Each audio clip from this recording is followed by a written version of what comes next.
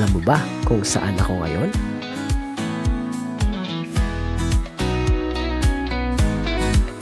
Dito lang naman sa sa pinakasikat na Subon at Tiangis Soul Cave.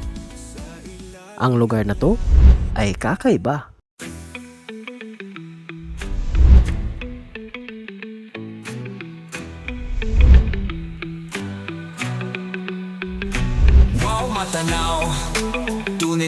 Sa loob, makikita ang mga stalactite at stalagmite na tila mga likhang sining ng kalikasan.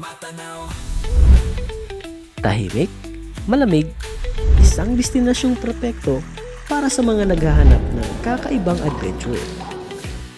Isa ito sa wow factor ng Matanaw, ang maanyag na paraiso sa Davao del Sur.